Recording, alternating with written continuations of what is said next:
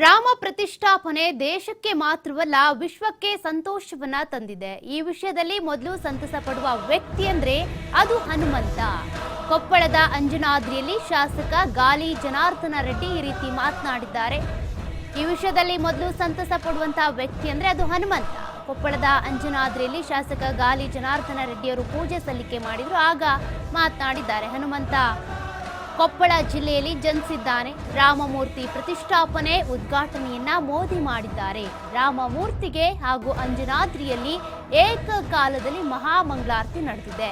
ಈ ಏಕಕಾಲದ ಮಂಗಳಾರತಿ ನೋಡೋದೇ ಒಂದು ಪುಣ್ಯ ಅಂತ ಗಾಲಿ ಜನಾರ್ದನ ರೆಡ್ಡಿ ಹೇಳಿದ್ದಾರೆ.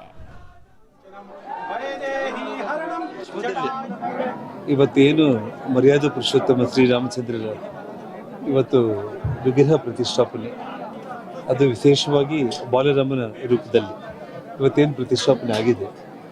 ಈ ವಿಷಯದಲ್ಲಿ ಸಂತೋಷ ಪಡುವಂಥ ಮೊದಲ ಭಗವಂತ ಅಂತಂದರೆ ಹನುಮಂತ. ಅದು ನಮ್ಮ ಕನ್ನಡ ನಾಡಿನಲ್ಲಿ ವಿಶೇಷವಾಗಿ ನಮ್ಮ ಗಂಗಾವತಿಯಲ್ಲಿ ಕಿಷ್ಕಿಂಧದಲ್ಲಿ ಹನುಮಂತ ಹುಟ್ಟಿರುವಂಥ ಈ ಕಿಷ್ಕಿಂಧಾಪುರದಲ್ಲಿ ಹನುಮ ಜನ್ಮಸ್ಥಳದಲ್ಲಿ ಹನುಮಂತನಿಗೆ ಆಗಿರುವಂಥ ಸಂತೋಷ ಅಂದರೆ ಆ ಸಂಭ್ರಮ ನಾವು ಕಣ್ಣಾರೆ ನೋಡಬೇಕು.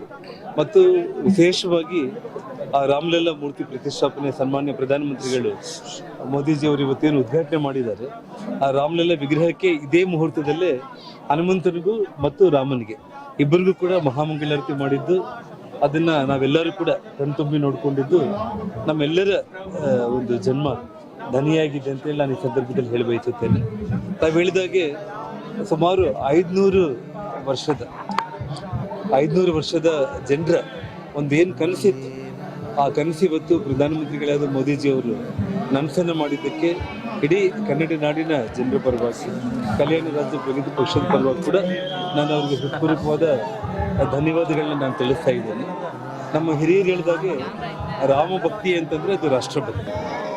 ಹಾಗಾಗಿ ಇವತ್ತು ಹನುಮಂತನ ಸಮ್ಮುಖದಲ್ಲಿ ವಿಶೇಷವಾಗಿ ಹೂವಿನ ಅಲಂಕಾರದೊಂದಿಗೆ ಇವತ್ತೆಲ್ಲ ಭಕ್ತಾದಿಗಳಿಗೆ ಪ್ರಸಾದ ವಿತರಣೆ ಮಾಡೋದ್ರ ಜೊತೆಗೆ ಹೋಮ ಹವನಗಳು ಮತ್ತು ಭಜನೆಗಳು ಮತ್ತು ರಾಮ ಹನುಮನಿಗೆ ಸಂಬಂಧಪಟ್ಟ ವಿಶೇಷ ಸಾಂಸ್ಕೃತಿಕ ಕಾರ್ಯಕ್ರಮಗಳು, ಅಯೋಧ್ಯೆಯಲ್ಲಿ ಯಾವ ರೀತಿ ರಾಮನ ವಿಷಯದಲ್ಲಿ ಅಲ್ಲೆಲ್ಲ ಇಡೀ ದೇಶ ಸಂಭ್ರಮಿಸ್ತಾ ಇದ್ದಾನೆ, ಎಲ್ಲರ ಜೊತೆಯಲ್ಲಿ ಹನುಮ ಕೂಡ ಇಲ್ಲಿ ಸಂಭ್ರಮಿಸ್ತಾ ಇದ್ದಾನೆ ಅನ್ನುವಂಥ ಒಂದು ಸಂದೇಶ ಇವತ್ತು ಇಡೀ ರಾಷ್ಟ್ರಕ್ಕೆ ಹೋಗಿದೆ ಅಂತೇಳಿ ನಾನು ಭಾವಿಸ್ತೀನಿ. ಇದು ಇಡೀ ನಮ್ಮ ಭಾರತ ದೇಶ ಮಾತ್ರ ಅಲ್ಲ,